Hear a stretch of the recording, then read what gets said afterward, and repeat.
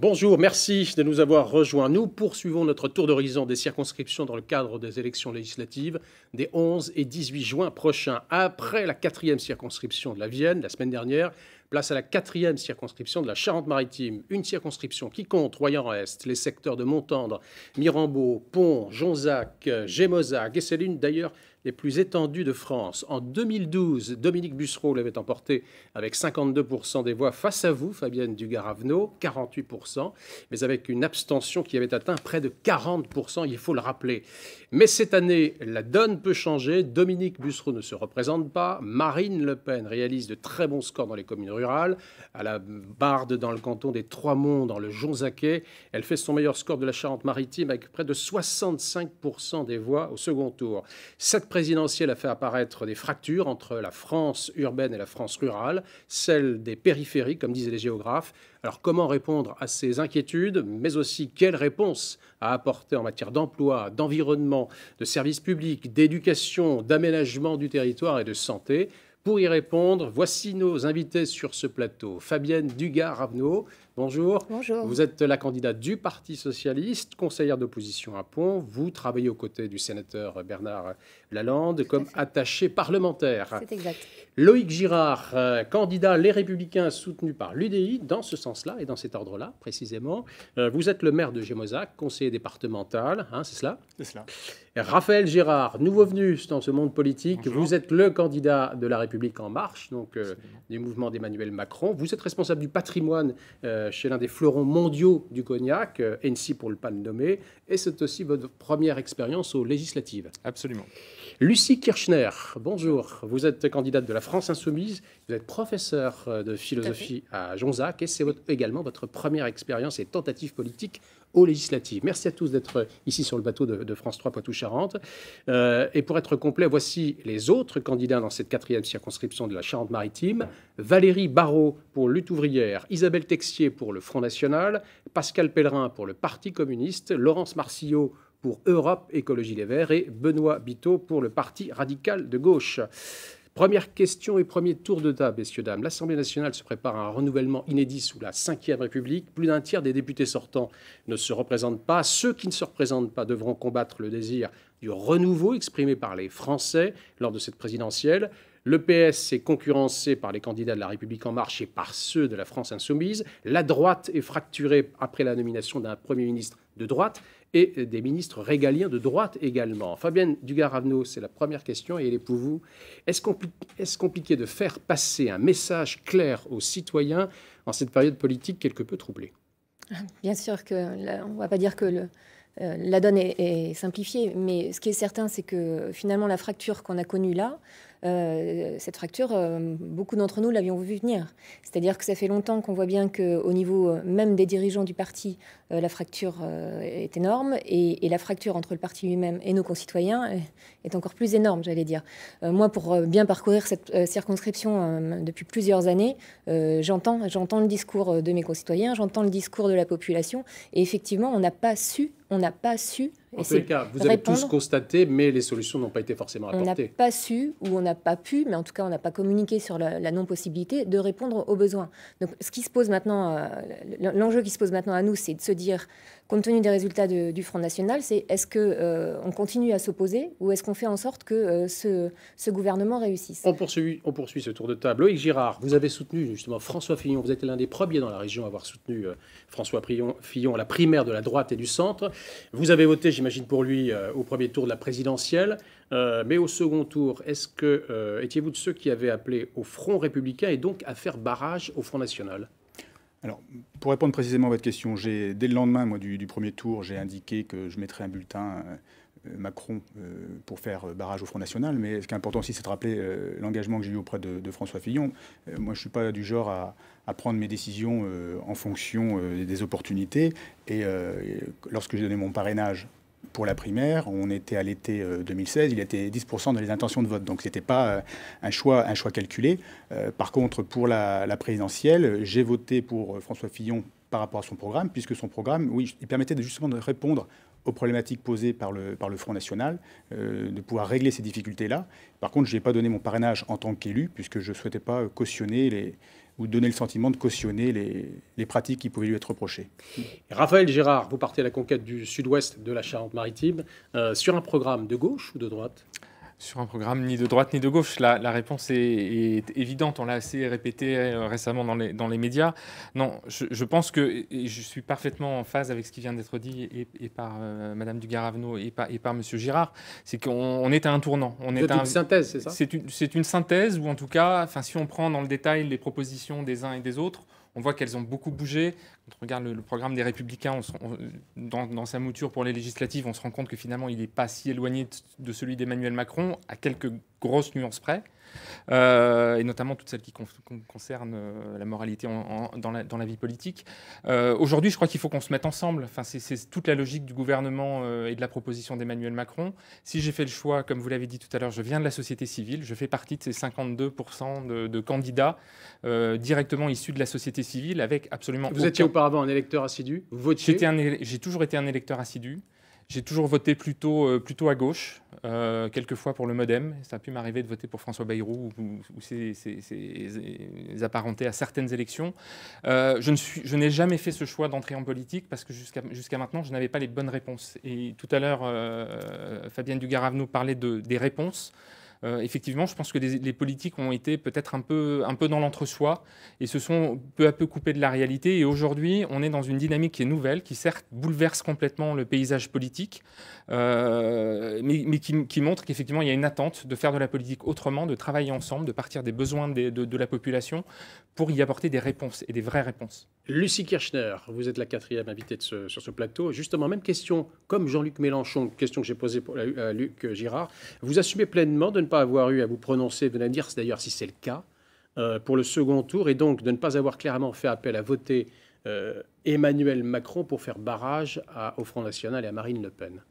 C'est une question tout à fait classique, mais le fait est que les électeurs s'occupent pas vraiment des consignes qu'on pourrait leur donner. Je pense que chacun est doté d'un cerveau et tout à fait capable de savoir ce qu'il souhaite et ce qu'il a à faire. Donc la question, je pense qu'elle n'est pas légitime. On ne devrait pas imposer aux personnes de déclarer leur vote. Alors, vous comprenez que ça a pu jeter le trouble auprès d'électeurs. Il n'y a pas de confusion pour la France insoumise. Nous sommes contre le Front National et nous avons appelé à ne mettre aucun bulletin de vote pour Madame Le Pen. Donc ça, c'est clair et net, et je le répète ici s'il le faut. Donc il n'y a pas de confusion. Après, quant à savoir s'il faut s'embarquer dans ce fameux fonds républicain qui est justement à l'origine de cette confusion dont vous parlez au début. On a parlé de perte de repères politiques et le Parti socialiste ainsi que les Républicains sont directement responsables de cette perte des repères puisqu'ils ont chacun d'entre eux mené la politique du centre libéral, obéi à la Commission européenne. D'un moment, on avait l'impression qu'ils étaient un petit peu différents comme Dupont et Dupont, c'est-à-dire ceci, puis je dirais même plus, on va aussi continuer à augmenter l'âge de départ à la retraite. Alors, une question qui vous concerne directement, vous les partis de gauche, comment, Lucie Kirchner, convaincre les citoyens de voter pour vous quand on sait que vous partez divisé avec le Parti communiste ? On parle de logique, de brouillage, vous avez les mêmes programmes, vous avez les mêmes idées, et pourtant vous partez séparés. Comment, localement, concrètement sur un terrain, ça peut être admis et compris ? Alors, pour la France insoumise, c'est très clair. Nous pensons qu'il faut être cohérent et clair. Et c'est comme ça que... C'est pas le cas, là, pour le coup, là, on comprend pas. Alors, non, pas pour la France insoumise. Nous avons un programme qui est ici, qui est le programme L'Avenir en commun, qui est le programme des élections présidentielles et des élections législatives. Donc, je vais soutenir le même programme que M. Jean-Luc Mélenchon a soutenu lors des élections présidentielles. Donc, il n'y a pas de différence, de programme, et c'est exactement la même ligne et la même façon dont nous comptons nous y prendre pour parvenir... Alors, on va rentrer dans le dur de cette émission, justement, puisqu'on parle de propositions. Mais je vais vous poser la question, justement, dans le dur. On a une vingtaine de minutes pour parler de solutions par rapport à des problématiques que vous connaissez. On va parler de la ruralité, c'est important. Vous êtes dans une circonscription la plus étendue de Poitou-Charentes. Qu'est-ce que vous proposez pour maintenir nos territoires la tête hors de l'eau ? Fabienne Dugard-Ravenot? Alors, il y a des propositions, on en a à partir du moment où on fait des constats, des vrais diagnostics. Je voudrais juste dire une chose, c'est que justement, parce qu'il faut apporter maintenant des réponses, parce qu'on a connu le score qu'on a connu au niveau du Front National, et c'est pour ça que la différence entre nous, c'est que je souhaite, moi, si je suis élue, faire partie de cette majorité présidentielle et défendre mes valeurs de gauche au sein de la majorité présidentielle. Je crois qu'il est important que le débat parlementaire fasse en sorte que nous, les députés de terrain, encore une fois, cette circonscription a des particularités essentielles, notamment au niveau de la ruralité. Il faut qu'on puisse témoigner et j'allais dire tirer les décisions dans le bon sens. Donc oui, notre territoire a de grosses difficultés actuellement et bien entendu, c'est l'emploi qui est au cœur des difficultés. Là-dessus, il y a des réponses qui doivent être faites tant au niveau national que local. Alors, je vais juste faire un constat. Sur ces 10 dernières années, il y a eu la révision générale des politiques publiques sous l'ère Sarkozy. Il y a eu la baisse des dotations globales de fonctionnement pour les collectivités locales sous l'ère Hollande. 10 ans d'austérité qui nous amènent là où nous sommes. Et donc, après, la question est simple. Et c'est vous qui allez répondre, Loïc Girard, est-ce qu'après le déclin industriel, on va assister au déclin de la ruralité? Moi, ça fait un peu plus de 20 ans que je suis élu municipal sur ma commune. J'ai une commune qui est dynamique. On organise actuellement un championnat de France UNSS d'escalade à Gémozac, il faut quand même le faire. Donc moi, je ne crois pas du tout au déclin du monde rural. On a des atouts formidables. Après, il faut que l'État, effectivement, assure une véritable péréquation. On ne sait pas l'égalité qu'on demande, c'est de l'équité territoriale. Et quand on voit ce n'est pas le cas depuis 10 ans, vous le constatez. Quand on voit le Front National, qui est à la présidentielle de 2002, qui fait 18% au second tour, qui fait 34% 15 ans après, personne ne l'aurait cru si on l'avait annoncé. Donc les demi-mesures, ça a fait doubler le Front National. Il fait des scores qui ne sont pas des scores hors sol. Ils le font parce qu'il y a eu un constat, on est d'accord. Oui, vous avez eu un vote des villes et un vote des champs. Il y a une réalité. Donc ça veut dire qu'aussi il faut faire un moratoire sur la fin la disparition des services publics. Et surtout, il faut que l'État joue son rôle de péréquateur. C'est une nécessité. Ça veut dire qu'aussi on n'applique pas les mêmes ratios partout, en milieu rural et en milieu urbain. Je pense qu'on n'est pas sur des positions radicalement très différentes. Enfin, ça fait partie des propositions d'Emmanuel Macron, qui est effectivement d'arrêter l'hémorragie du soutien des collectivités territoriales en direction des collectivités territoriales et particulièrement des communes, mais d'être un petit peu plus équitable. Aujourd'hui, la conséquence face à laquelle on se trouve, c'est que pendant des années, on s'est retrouvé face à des politiques en direction des collectivités qui étaient souvent marquées du sceau partisan. Et que finalement, quand on réfléchit... Vous voulez dire clientéliste? Non, pas clientéliste, c'est qu'il y a comme ça des espèces de dogmes ultra-libéraux ou ultra-gauche qui font qu'on a orienté toutes les politiques et toutes les décisions comme ça.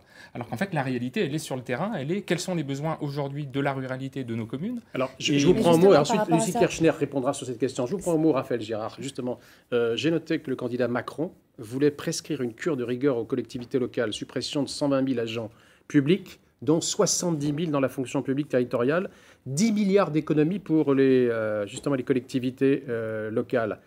Et vous allez mener ce type de combat, vous allez nous dire le contraire, et pourtant dans son programme, il y a de l'austérité. Je pense qu'il faut sortir, il est largement temps de sortir des visions un peu réductrices. Non, mais c'est lui qui le dit. Hein. Mais il a bien annoncé 120 000 suppressions d'agents publics. Absolument. Il le dit, mais dans un contexte global. Et aujourd'hui, notre approche a en marche. Et si on essaie de fédérer toutes les bonnes volontés, y compris au sein de la circonscription, c'est bien parce que l'approche doit être globale. Aujourd'hui, quand on parle de réduction des effectifs, c'est très facile. Enfin, longtemps, il y a eu ce débat pendant la campagne de dire Macron n'a pas de programme, Macron n'a pas de programme. Parce que Macron n'annonçait pas des séries de mesures. C'est facile de dire 300 000 fonctionnaires en moins. Ok, ça fait du buzz. Voilà. Lucie Kirchner, justement, pour vous, gauche et droite, sur ces questions-là, des fonctions publiques territoriales, des cures d'austérité depuis une dizaine d'années, vous mettez la gauche et la droite dans le même sac de gouvernement. Pas exactement le même sac, mais c'est un peu hypocrite de dire oui, ça c'est désertifié, oui, il y a moins de services publics. Ça c'est exactement la conséquence des politiques qui ont été mises en place par le gouvernement de M. Fillon et de M. Sarkozy, puis par le gouvernement de M. Hollande. À la France Insoumise, nous pensons qu'il faut absolument en finir avec ces logiques de métropolisation dont les territoires ruraux souffrent, puisque les lois, notamment la loi NOTRe, ont eu pour effet de concentrer les activités, les personnes, l'économie. Pour être concret, pour vous, aujourd'hui, il ne faut plus fermer de postes, non, il faut faire absolument il ne faut plus fermer de trésorerie, on est d'accord? Il faut faire un moratoire. Il ne faut plus fermer de centres des impôts, donc moratoire. Les départs à la retraite, parce que tout est subtil dans l'histoire. Quand on dit 120 000, c'est un non-remplacement d'un fonctionnaire sur 2. Des courses, il y a moins de personnes pour travailler. Pour vous, il faut maintenir physiquement ces établissements publics. Mais oui, bien sûr, il faut maintenir les postes, il faut maintenir les gares, il faut maintenir les hôpitaux, il faut maintenir les écoles, il faut maintenir les palais de justice, tous les services publics de proximité qui ont été dévastés par les politiques d'austérité. Et non seulement les maintenir, quand même une chose, parce que je veux bien qu'on mette tout le monde dans le même panier, mais quand même, en ce qui concerne l'école publique, que je sache quand même, ce gouvernement a fait le nécessaire a fait semblant de recruter des personnes en remplaçant des personnes qui partaient à la retraite. Vous regardez la Charente-Maritime, vous regardez le nombre de postes qu'il y a eu d'affectés en plus, alors même qu'on avait une baisse du nombre des élèves dans les écoles. Ça, c'est une réalité. Donc, on ne peut pas non plus la réalité, c'est que dans les classes, on commence à 37 élèves en terminale. C'est qu'il faut prendre en compte les réalités du territoire. La réalité, c'est 37 élèves dans une classe de terminale. Comment voulez-vous travailler? Je vous parle de nos écoles, des écoles élémentaires, je vous parle des écoles rurales, je vous parle des écoles, les collèges, les lycées, c'est pareil. Y compris dans le sud de ce département, parce que oui, le problème, il est vraiment sur une question d'équilibre. Quand monsieur Girard disait tout à l'heure qu'il organisait une manifestation à Gémozac sur l'escalade, c'est aussi parce qu'il a la chance, mais parce qu'il a porté le projet, je ne lui retire pas ça, mais il a la chance d'avoir les équipements nécessaires. Vous venez dans le sud, toutes les communes ne peuvent pas bénéficier de ce type d'équipement. Donc à un moment donné, il va quand même falloir se préoccuper de remettre de l'animation et de la vie. Raphaël et ça Girard, veut dire, mais c'est pas avec de l'austérité qu'on va le faire, c'est pas en supprimant des moyens. Et ensuite, Loïc Girard. On est exactement face à la raison pour laquelle j'ai décidé, moi, de m'engager sur cette élection-là aux côtés d'Emmanuel Macron. C'est qu'on est en permanence en train de parler du passé, de parler des erreurs qui ont pu être commises. Nous, ce qu'on demande aujourd'hui, c'est de parler de l'avenir. Et l'avenir, il est effectivement dans nos communes. Il est porté par des élus. Alors, M. Girard à Gémozac... Il s'agit d'urgence, parfois, dans ces communes. Bien sûr, mais enfin, les élus dans les villages, moi j'habite un village de 250 habitants où, parce que nos élus se démènent, on a une école, un bureau de poste, on a un minimum de services qui rendent la commune attractive. C'est ce type d'initiative qu'on veut soutenir, parce que c'est ça qui fait l'avenir de nos territoires et qui évitera l'hémorragie d'habitants qui vont vers les grands centres.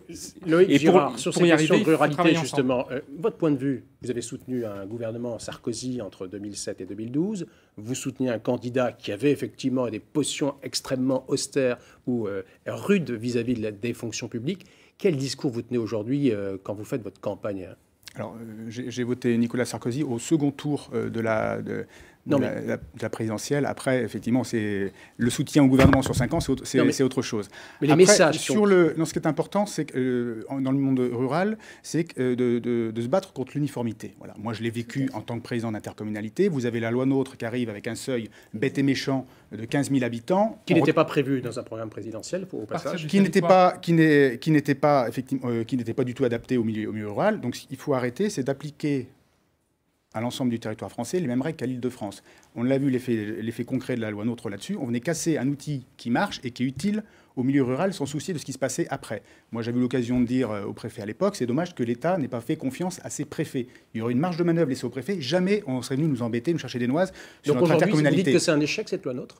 Je crois qu'il y a des choses à revoir, mais c'est surtout, il faut arrêter de faire des réformes uniquement pour amuser la galerie, comme on a pu le voir avec les régions. En clair, la décentralisation, elle est en panne depuis 2003, en clair. Parce qu'elle n'obéit plus à une philosophie de décentralisation. On ne compte pas le temps de parole, mais je crois que je suis un peu en retard, donc si vous me permettez de répondre à votre question. Sur les grandes régions, l'État... Le gouvernement a voulu détourner l'attention puisqu'il y avait des problèmes économiques et en matière d'emploi. On a fait des grandes régions, on a mis Guéret et Hendaye ensemble, personne n'y comprend rien. Il y avait une vraie réforme à faire, c'est la clarification des compétences. Il y avait un truc tout bête, vous parlez de la décentralisation. Depuis 1982, les départements sont compétents pour les collèges, les régions sont compétents pour les lycées. Il y avait quelque chose qui semblait logique à tout le monde. On confiait les collèges et les lycées au même niveau de compétences. Donc, on a laissé vivre cette décentralisation, voilà. On a mis du temps. Effectivement, il a fallu du temps. Entre 1986 et 2015, on a bien vu qu'on a vécu sur une décentralisation qui avait pratiquement 20 ans. Donc on le sait très bien aujourd'hui en France, la vraie problématique, ce n'est pas vraie ou fausse décentralisation, c'est le temps de cette décentralisation. Vous parlez de ces compétences-là, c'est des compétences de 82. Vous êtes en train de nous rappeler des compétences de 82, voire 86. Mais la question que je vais vous poser maintenant, justement, puisque les candidats sur cette décentralisation, Lucie Kirchner, vous, France Insoumise, vous considérez, que la loi NOTRe, vous étiez en train de le dire à l'instant, il faut la réviser, elle est pour vous, elle n'est pas bonne. Il faut revenir à quelle situation alors ? Alors, concernant l'organisation des territoires, il faut revenir à quelque chose de clair, c'est-à-dire la commune comme le premier niveau de démocratie locale, c'est-à-dire l'endroit où on vote, l'endroit où on vit. Ensuite, le département. Ensuite, des régions à taille humaine, effectivement, entre Guéret et Biarritz, personne n'y comprend rien. Et surtout, le problème, c'est la métropolisation. C'est pas une décentralisation qui s'est opérée, c'est une recentralisation sur les grandes villes. Ce qui fait que les moyens sont alloués aux grandes villes. On a Bordeaux, on a La Rochelle, on a Poitiers, on a Angoulême, puis au milieu, il n'y a plus rien. Et on fait exprès de mettre ici beaucoup d'activités, beaucoup de transports, beaucoup de culture. Et puis, dans les campagnes, elles se vident petit à petit parce qu'il n'y a plus d'emploi, donc on doit partir. Il n'y a plus d'école, donc il faut partir. Et puis, c'est comme ça que les personnes se retrouvent isolées. Alors, je ne vous ai pas posé la question, mais à dessein, justement, et Loïc Girard, vous allez comprendre pourquoi je vous pose cette question. Justement, je n'ai pas mentionné le département dans cette strate, dans cet équilibre. Est-ce que le département a encore sa justification dans le cadre de cette fameuse loi NOTRe ? Moi, je suis quelqu'un plutôt ouvert à la réforme, en général. À une époque, il était évoqué de faire disparaître les départements. Puis finalement, comme il y a eu les grandes régions et que ça se bousculait pas pour récupérer la compétence sociale, les départements conservaient leur utilité de proximité. On lui a enlevé sa fameuse clause de compétence générale qui donnait toute sa particularité au département. On peut encore faire beaucoup de choses en dehors de nos compétences, mais là aussi, ça se discute. Moi, je suis plutôt du genre à attribuer des compétences exclusives pour éviter les doublons, parce que ça coûte très cher. Ça coûte très cher. Mais le département remplit ses fonctions. En matière d'aménagement numérique, grâce au département à coopération avec les intercommunalités, on va faire ce qui relève en principe du rôle de l'État. À partir de 2018, on va, en 5 ans, on va amener la fibre optique dans toutes les maisons. Raphaël, mais justement, Raphaël Girard, c'est une question qui vous intéresse. Au passage, justement, Emmanuel Macron envisage de supprimer la taxe d'habitation. Ça doit faire parler dans les communes. Vous allez répondre et ensuite sur la taxe d'habitation, qui interroge et qui inquiète. Parce que je suis complètement d'accord que cette réforme des régions, elle a été faite à peu près n'importe comment. Par contre, une fois, pour moi, dans le programme d'Emmanuel Macron, il n'y revient pas dessus. Parce que maintenant, les choses sont faites. C'est pas l'urgence. Encore l'idée, on ne va pas remettre à chaque mandature passer 2 ans et demi. Oui, mais ça peut faire de gros dégâts, non ? Voilà. Je pense qu'il faut, encore une fois, partir du territoire, que si on était parti d'une logique de territoire et de département et de bassin de population, de bassin d'activité, on n'aurait effectivement pas Guéret avec Hendaye. On aurait peut-être, en revanche, un vrai sens, parce que pour moi, il y a un vrai sens à ce que typiquement notre département de Charente-Maritime soit dans une même mouvance que la Gironde, par exemple. Pour vous, le niveau de décision, il se situe à quel niveau ? Pour moi, le niveau de décision, il se situe bien évidemment à la commune. Qu'après, sur la question du département et des communautés d'agglomération, communautés de communes, on peut se poser la question, sincèrement, et typiquement, la Charente-Maritime est un vrai sujet. Il y a un doublon. Pour moi, je suis d'accord avec vous qu'il y a un doublon. En revanche, quand je vois la Haute-Saintonge, qui est quand même un de nos sujets aujourd'hui, je me dis qu'avoir un pôle, parce que la Haute-Saintonge est quand même très éloignée de La Rochelle, qui est le cœur du département, que peut-être d'avoir des pôles qui sont plus près des citoyens, qui sont en capacité de générer un bassin d'emploi sans créer des espèces de mégalopoles. Alors La Rochelle n'est pas... En tout cas, concentrer aussi la force publique ici. Et que du coup, on a peut-être un échelon qui pourrait être commune, rassemblement, appelons-le comme on veut, d'entités ou de grandes communautés de communes, et puis au-dessus, un échelon supérieur qui serait la région. Répondez à la question... Sur le numérique, sur la taxe d'habitation. Sur la taxe d'habitation qui, à mon avis, va rebondir durant cette campagne. Emmanuel Macron veut supprimer cette fameuse taxe d'habitation pour 80% des foyers. Il dit que c'est un impôt injuste. Si c'est un impôt injuste, autant le supprimer pour tout le monde. Je trouve ça bizarre. Après, c'est quand même pas, c'est pas logique. Global. Non, mais on est dans une logique de programme global et que cette taxe d'habitation, elle correspond à une volonté de rendre du pouvoir d'achat aux Français. Elle est très injuste parce qu'effectivement, d'une commune à l'autre... C'est assez ambigu parce que finalement... J'ai habité Paris un certain nombre d'années et j'ai payé 0 taxe d'habitation. C'est ce que j'allais vous dire. Quand on est une commune riche, la taxe d'habitation, c'est 0. C'est très élevé. Or, les moyens ont besoin... On est d'accord sur le constat et sur l'injustice, mais sur le fait d'exonérer 80% de la population et de laisser payer 10%, je trouve ça d'une injustice terrible. Parce que à partir du moment où c'est indexé, c'est la base de notre impôt, quel qu'il soit. Oui, mais il y a un pacte républicain qui est rompu, on est d'accord. Oui, quelque part. Et les communes ne s'y retrouveront peut-être pas forcément. Lucie Kirchner, la volonté, c'est de compenser quand même. L'État compense. C'est ce qu'on dit. Aujourd'hui, c'est ça. Compensation de l'État. On connaît. Lucie Kirchner, sur cette taxe d'habitation, je pense que vous allez être interpellé dans les communes. Certains diront bravo, je ne vais pas payer de taxe d'habitation. Vous êtes favorable à ce type de mesure ou pas, ou c'est démagogique? Ça a l'air un petit peu démago vu comme ça. Super, on enlève les impôts, vous allez être content et surtout. Il faut bien les faire payer par d'autres. Nous sommes attachés attaché au principe de l'égalité républicaine, c'est-à-dire que la loi soit la même pour tous et partout. Donc opposé notamment à certains projets dont on a entendu parler d'expérimentation légale au niveau des régions. Il est important qu'il y ait la même loi, notamment le même code du travail partout dans toutes les régions. Et donc, concernant le l'ISF en place, je ne crois pas qu'on se soit posé la question de c'est pas pour tout le monde. Partout, il y a des taux, il y a des tranches d'imposition. Enfin, encore une fois, on change de modèle. L'idée, c'est de changer de logiciel, de remettre les choses à plat, parce que sans quoi, dans 5 ans, ceux qui seront derrière nous auront exactement le même débat. Et on se demandera pourquoi le Front National a fait 70 ans. Alors, juste un mot, Loïc Girard, sur la taxe d'habitation, et ensuite, ce sera Fabienne Dugaravneau. Sur la taxe d'habitation, on a bien compris la logique de cette mesure qui est arrivée en cours de campagne. Bon, il y avait l'étiquette de banquier d'affaires qui collait un peu trop à Emmanuel Macron. Il a fallu faire un coup politique qui était très réussi, puisque c'est très facile à comprendre, puisque les taux de CSG, pour quelqu'un, il suffit de regarder son avis d'imposition, tout de suite, il voit son économie. Moi, là aussi, je suis plutôt ouvert à la réforme, y compris sur les questions de fiscalité, mais il faut regarder l'ensemble des ressources des collectivités locales. On sait ce qui se passe, on l'a vu avec les départements sur les compensations. Sur le RSA notamment. Oui, qu'est-ce qui se passe? L'État qui n'est pas en mesure. Il y a un vrai problème, il faut redresser les comptes publics. Et ça passe par le redressement de l'économie. Mais il y a un vrai sujet. Pourquoi l'État n'est pas en mesure de faire sa péréquation? Pourquoi il faut que ce soit les collectivités locales qui s'occupent du numérique? Parce que l'État, les caisses sont vides. Sur la question de la taxe d'habitation, joli coup de com' politique, sauf qu'il y a une ressource importante des collectivités qui n'a pas été abordée. C'est 21 milliards en 2015. Elle a rapporté cette taxe d'habitation 21 milliards d'euros.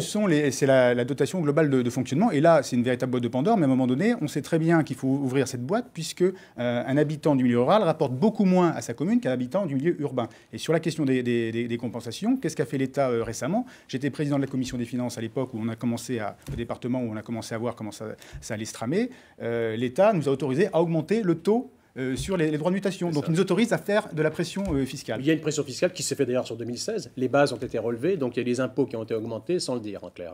À l'Assemblée d'ailleurs, ça a été voté par les parlementaires. C'est tous les ans. Tout à fait, mais c'est une élévation des impôts, sans le dire. Mais qui tient compte de l'évolution du coût de la vie. Tout à fait. Justement, Fabienne Dugaravneau, un des leviers pour réduire ces inégalités territoriales, c'est la réduction de la fracture numérique. C'est important. Vous pensez que d'ici 5 ans, le temps de ce quinquennat, l'objectif sera réalisé dans votre circonscription? Moi, je pense que toutes les entreprises de la 4e circonscription auront accès à la fibre optique. Ce qui est certain, c'est que, j'allais dire, les financements ont été mis en place, durant le dernier quinquennat, donc les choses sont enclenchées. Donc c'est maintenant la responsabilité du département par rapport à la réalisation des travaux. Moi, j'attire juste l'attention sur la façon de faire, c'est-à-dire qu'encore une fois, il faudrait que pour une fois, ça parte des territoires où il n'y a rien, pour remonter vers les territoires où il y a quelque chose et qu'on veut améliorer. J'entends par là que c'est bien beau de vouloir mettre la fibre partout, mais dans certains endroits, il y a déjà le très haut débit. Et donc, il faudrait, avec discernement là aussi, mettre en place le plan numérique de façon à ce que le plus rapidement possible, les territoires les moins dotés aujourd'hui soient dotés. C'est la stratégie du département. Il faut informer tout le monde. C'est la stratégie du département. On commencera par les territoires qui sont les plus mal desservis. C'est de la gouvernance. C'est ce qui a été voté et choisi par toutes les intercommunalités. Du paritarisme État-collectivité locale, selon vous? Parce qu'on est dans un mix permanent aujourd'hui sur ces grandes questions. Le problème, c'est que historiquement, on est dans un mixte. L'équipement actuel qui existe en Charente-Maritime a été déjà porté par le département de la Charente-Maritime. Donc il faut poursuivre ou au contraire se dire non, ça va être une vraie volonté d'État? L'État doit venir là où il n'y a plus possibilité de faire, et notamment sur la couverture mobile aussi, parce que ça aussi c'est important. Et il faut que l'État intervienne là où il y a plus, où les opérateurs n'interviennent pas. Donc l'État doit venir en complément de cette... En complément et en garant, effectivement, il y a des volontés très fortes localement, il faut les soutenir, il faut les accompagner, et puis dans les endroits où il y a moins de volonté, il faut aussi faire en sorte que l'objectif, il est la totalité du territoire à l'objectif 2022. Alors, la question du très haut débit a été réglée par le département, il faut faire peur à personne. Voilà. Alors, autre thème qui rejoint tous les autres, c'est la santé et le vieillissement de la population, et vous êtes bien placé pour le savoir dans une circonscription qui est touchée par les questions de la dépendance. Faut-il, alors question simple, Lucie Kirchner, faut-il revaloriser le minimum vieillesse qui est actuellement de 800 € par mois? Alors déjà, il faut faire en sorte qu'il y ait... oui, bien sûr, il faut le remonter au niveau du SMIC. de façon... Au-dessus de ce que propose Emmanuel Macron, c'est une augmentation de 100 € par mois. Oui, 800 € par mois, c'est quand même très peu. Il faut savoir aussi qu'il y a beaucoup de personnes qui n'ont pas 800 € par mois parce qu'il y a un problème de non-recours au droit qui est important. Mais c'est pour vous, c'est une urgence dans les mesures bien sûr que c'est une urgence. mois. La pauvreté est une urgence terrible et 800 € par mois, je peux vous assurer que pour certains, y compris pour certains retraités, c'est une fortune parce que le non-recours aux droits sociaux, y compris par rapport à la retraite, fait des ravages. Et vous avez beaucoup de personnes, c'est pour ça que nous mettons en place des caravanes pour l'égalité des droits, pour aller essayer d'informer les personnes sur leurs droits, parce que les services de l'État ne le font plus. Les services sociaux n'informent pas suffisamment les personnes et ils ne savent même pas qu'ils pourraient avoir droit à 200, 300, voire 400 € supplémentaires. Loïc Girard, justement, sur ces questions de minimum vieillesse, la question qui ensuite en découle, c'est est-ce que vous êtes favorable au maintien à domicile ou au développement des établissements spécialisés dans la problématique justement de la dépendance? Écoutez, moi, en tant que président de comité de commune, j'ai la responsabilité d'un service d'aide à domicile, donc je connais particulièrement bien ces questions-là. Il faut qu'on puisse développer le maintien à domicile, mais ça veut dire qu'il faut des moyens, mais aussi il faut travailler avec des établissements spécialisés. Moi, je suis en lien, par exemple, avec le centre hospitalier de Jonzac, avec son équipe médico-psychologique, pour favoriser le maintien à domicile, prévenir les maladies liées au vieillissement. Ça veut dire aussi qu'il faut permettre à des personnes âgées de pouvoir quitter leur logement trop grand, avant qu'elles perdent leur repère et pour intégrer des plus petits logements dans les centres-villes. Et aussi permettre aux personnes âgées de rester à domicile quand elles le peuvent aussi. Alors, il y a ce travail-là qui se fait déjà, mais aussi il faut penser aux maladies liées au vieillissement. Et il y a un intérêt aussi à permettre aux personnes d'intégrer des petits logements, surtout quand le foyer, la composition du foyer a bougé, notamment après un décès, et leur permettre de retrouver des repères dans ces petits logements, ce qui leur permet, à partir du moment où elles ne peuvent plus prendre leur véhicule, d'aller dans les commerces qu'elles connaissaient, mais le faire différemment, le faire à pied. On a déjà commencé à le faire sur ma commune, c'est quelque chose qu'il faut déployer. Justement, sur ces questions-là, Raphaël Girard, Fabienne Dugard-Avenot ensuite. Sur ces questions de la dépendance, on a l'impression que... je vais quand même me faire souvent l'avocat du diable par rapport au programme Macron, vous le représentez. Sur ces questions-là, on ne le sent pas forcément en pointe. D'abord, il n'y a pas de ministère attitré. On l'a pas entendu très clair sur la 5e branche, par exemple, qui est un enjeu aussi de société. On peut disserter beaucoup sur ministère attitré ou pas ministère attitré. Encore une fois, on est dans une approche globale de la société et qu'aujourd'hui, le vieillissement, il pose effectivement des problèmes de logement, des problèmes de ressources, des problèmes de santé et que ces problèmes-là, ils ne sont pas forcément tous liés les uns aux autres.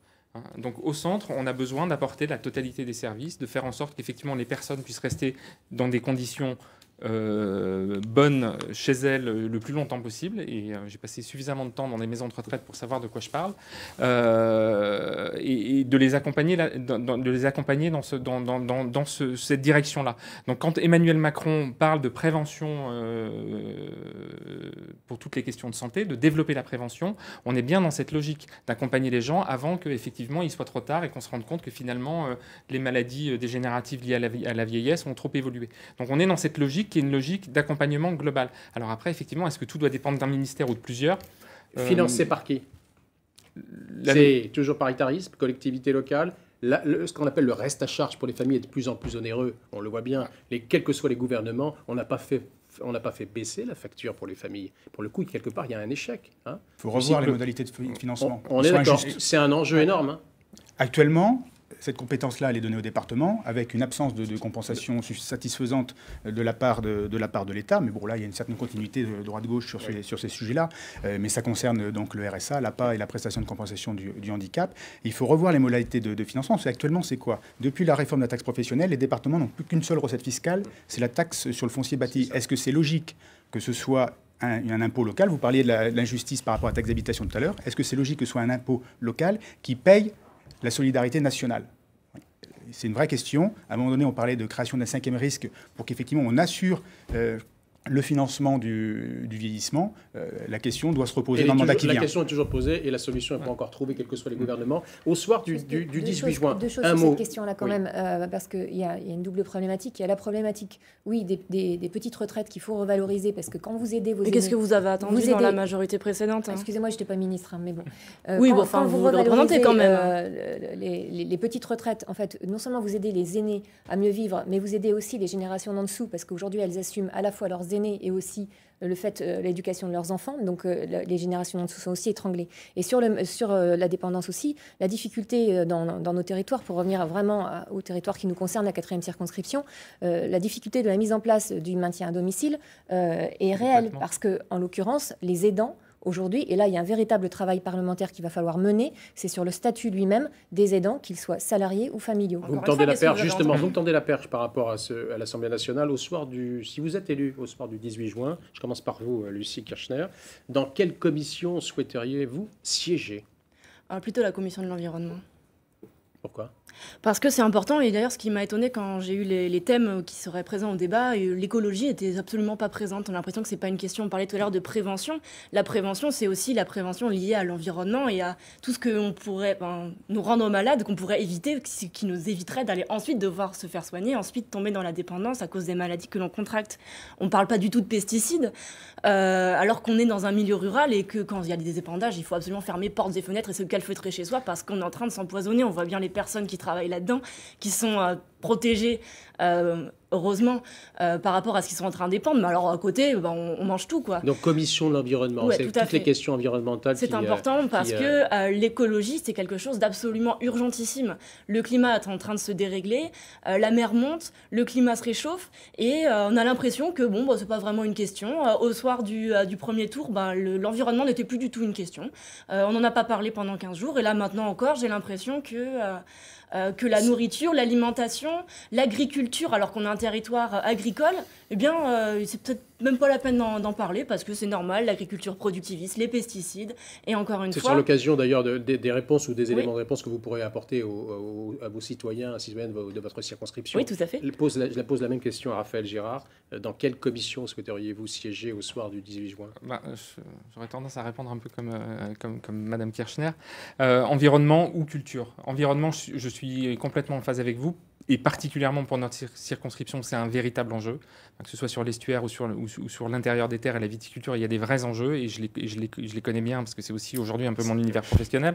Mais il y a des vrais enjeux et vous aurez sans doute noté le petit détail sémantique qui est très macronien, mais Nicolas Hulot a pris un ministère de la transition écologique. Et transition, je crois qu'il y a un début de réponse. La planification écologique. Planification, c'est un petit... Oui, mais c'est important de savoir où on va. Mais la transition, une transition, ça se transition prépare énergétique, ça et ça s'accompagne. La culture. Et oui, justement, il faut planifier. planifier. Et culture, parce que c'est indispensable, c'est la vie. Aujourd'hui, Quel que soit une grosse l'endroit. partie de l'activité de notre circonscription, c'est le tourisme, et qu'on a un patrimoine formidable, naturel, monumental, etc., urbain, etc., littoral. Donc, voilà. Loïc Girard, dans quelle commission souhaiteriez-vous siéger au soir du 18 juin? Pour un ancien étudiant en droit, il y a un choix naturel, ce serait plutôt la commission des lois, et elle s'occupe aussi des collectivités locales. Et je crois que si je peux arriver à contribuer à réduire la réglementation qui est imposée aux collectivités, mais également aux entreprises, on fera un grand pas. Et enfin, Fabienne Dugaravneau, justement, dans quelle commission, vous? Alors moi, je souhaite travailler, je vous l'ai dit tout à l'heure, sur la dépendance, mais pas seulement. Je souhaite aussi travailler sur le commerce de proximité, limiter l'extension des grandes zones commerciales en périphérie des communes et travailler justement sur le commerce de proximité centre-ville, centre-bourg. Merci à tous les quatre d'avoir participé à cette émission. En tous les cas, bonne campagne. On se reverra à l'issue du 11 juin à l'occasion du soir du premier tour. Je vous remercie d'avoir suivi cette émission. Prochain débat sur Internet, il s'agira de la 3e circonscription de la Charente. À très bientôt.